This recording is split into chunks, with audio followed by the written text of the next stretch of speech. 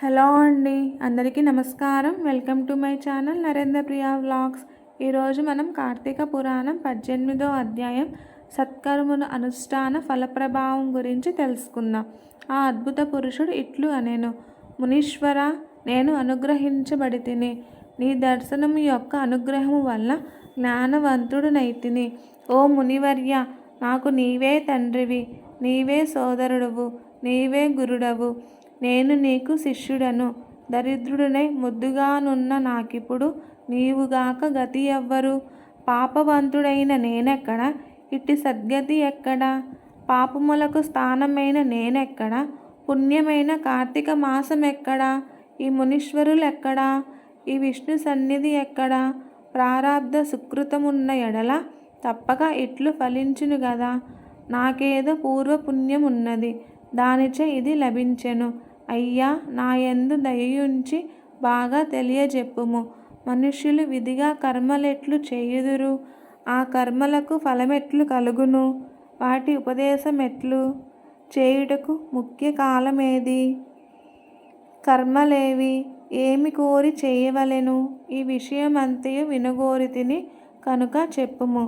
నీ వాక్కు అను వజ్రాయుధము చేత నా పాప పర్వతములు కూలినవి అని అడగగా అంగీరసుడు ఇట్లు పలికెను: ఓయి, నీవడిగిన ప్రశ్న చాలా బాగున్నది. లోకహితము కొరకు నీవడిగితివి కనుక నీవడిగిన ప్రశ్నకు సమాధానము చెప్పెదను వినుము. అనిత్యమైన దేహమును ఆశ్రయించి ఇంద్రియ కాముడై ఆత్మను మరచి దేహాదులను ఆత్మయని తలచకూడదు. ఆత్మకెప్పుడును సుఖదుఖాది ద్వంద్వములు లేవు, అవి దేహాది ధర్మములైనవి. కాబట్టి ఆత్మ విషయక సందేహవంతుడు తప్పక కర్మను చేయవలెను. దానితో చిత్తశుద్ధి కలిగి తద్వారా జ్ఞానమును పొంది దానిచేత ఆత్మను యథార్థముగా తెలుసుకొనవలెను. దేహధారి అయినవాడు తనకు విధించబడిన స్నానాది స్వర్వకర్మలను భక్తితో విధిగా చేయవలెను. అట్టి వేదోక్త కర్మ చేసిన అది ఫలించి ఆత్మ ప్రకాశము కలగజేయును. వర్ణాశ్రమ విభాగమును విడువక తనకు ఏ కర్మ చెప్పబడినదో విచారించి తెలుసుకొని తరువాత చేయవలెను. స్నానము చెయ్యక చేయు కర్మ ఏనుగు భక్షించిన వెలుగుపండు వలె నిష్ఫలమగును. బ్రాహ్మణులకు ప్రాతఃస్నానము వేదోక్తమై ఉన్నది. నిరంతరము ప్రాతఃస్నానం ఆచరించలేనివాడు తులా సంక్రాంతి యందు, కార్తీక మాసమందును, మకర మాసమందును, వైశాఖ మాసమందును స్నానము చేయవలెను. ఈ 3 మాసములందును ప్రాతకాలమందు స్నానము చేయువాడు వైకుంఠమునకు పోవును, మరియు వానికి ఉత్తమగతి కలుగును. చాతుర్మాస్యాది పుణ్యకాలములందును చంద్రసూర్య గ్రహణములందును స్నానము ముఖ్యము. ఇందు గ్రహణములందు గ్రహణ కాలమందే స్నానము ముఖ్యము. బ్రాహ్మణులకు ముఖ్యమైనవి: 1 స్నానము, 2 సంధ్యాజపము, 3 హోమము, 4 సూర్య నమస్కారము తప్పక చేయదగినవి.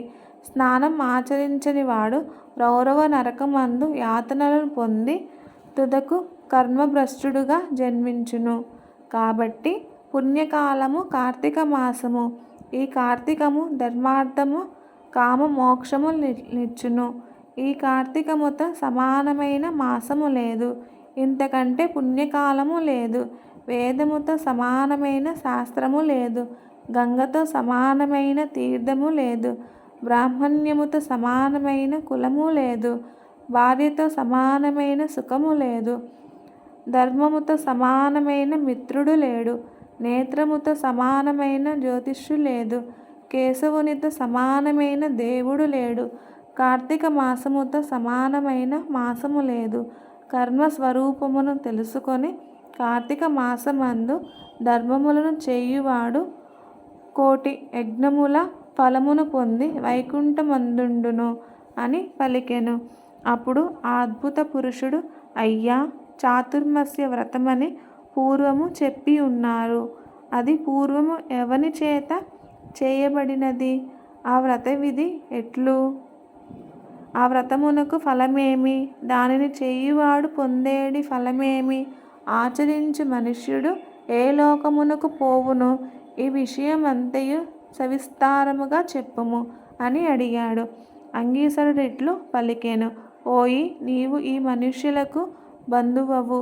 నీ ప్రశ్నలన్నీయు లోకోపకార్థములుగా ఉన్నవి. సమాధానము చెప్పెదను, సావధానుడవై వినుము.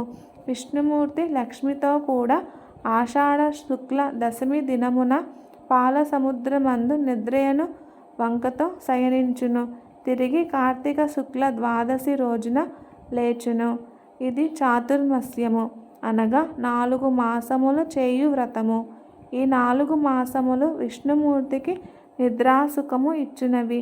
అనగా హరి 8 మాసములు మెలకువతో నుండి 4 మాసములు విశ్రాంతికై నిద్రించును. విష్ణువునకు నిద్ర సుఖమిచ్చునది కనుక ఇది పుణ్యకాలము. ఈ పుణ్యకాలమందు హరి ధ్యానించువాడు విష్ణులోకమును పొందును. ఈ 4 మాసములలోనూ చేసిన పుణ్యకార్యములు అనంతములగును.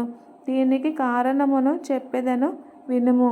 ఈ విషయమందు నారదునకు హరి చెప్పిన ఒక కథ ఉన్నది.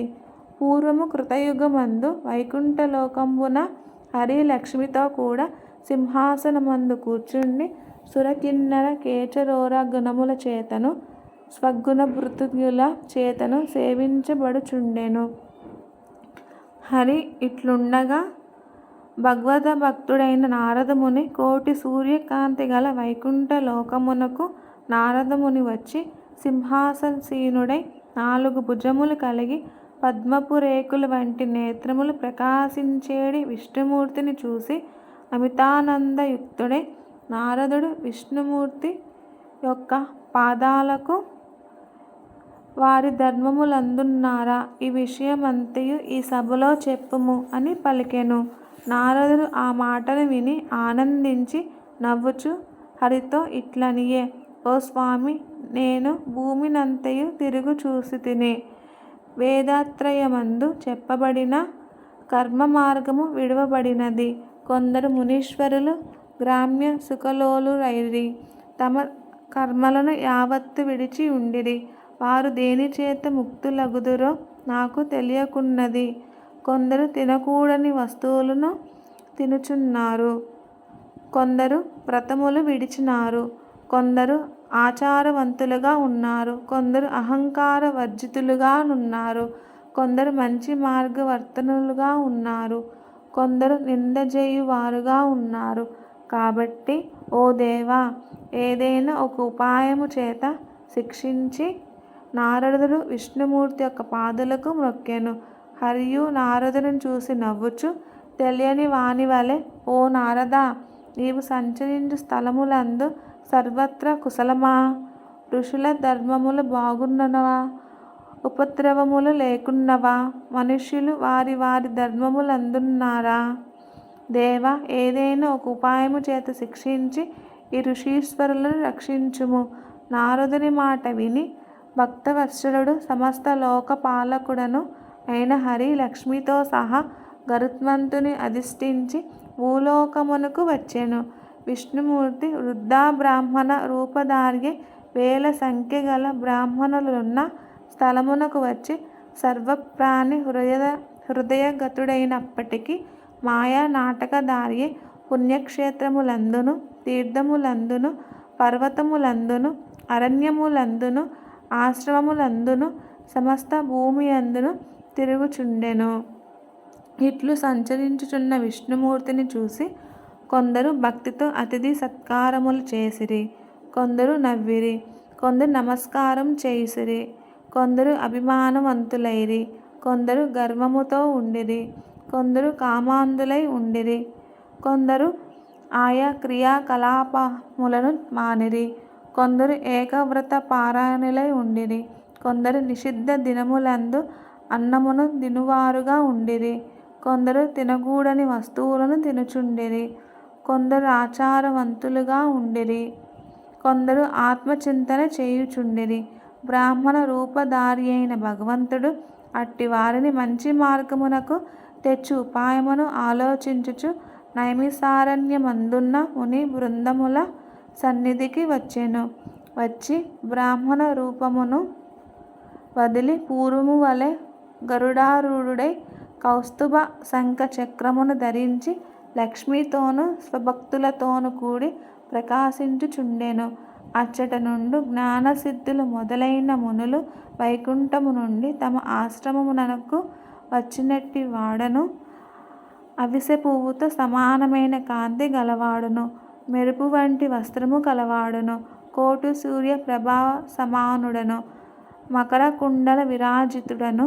అనేక రత్నగ్రథీత కిరీటి ప్రకాశమానుడను. అనేక సూర్యకాంతివంతుడను. మనోవాచము గోచరుడను. దేవతాపతియును. స్వయంభువును. ప్రసన్నుడును. అధిపతియును. ఆద్యుడైన విష్ణుమూర్తిని చూసి ఆశ్చర్యమొంది ఆనందించి శిష్య సూతాది పరివారముతో హరి సన్నిధికి వచ్చిరి. వచ్చి హరి పాదములు నమస్కారము చేసి నిలిచి అంజలిబద్ధులై హరిని స్తుతించిరి. ఇది శ్రీ స్కాందపురాణే కార్తీక మహత్య అష్టాదశాధ్యాయ సమాప్తః. ఈ వీడియో కనుక మీకు నచ్చినట్టయితే ప్లీజ్ లైక్ చేయండి, షేర్ చేయండి.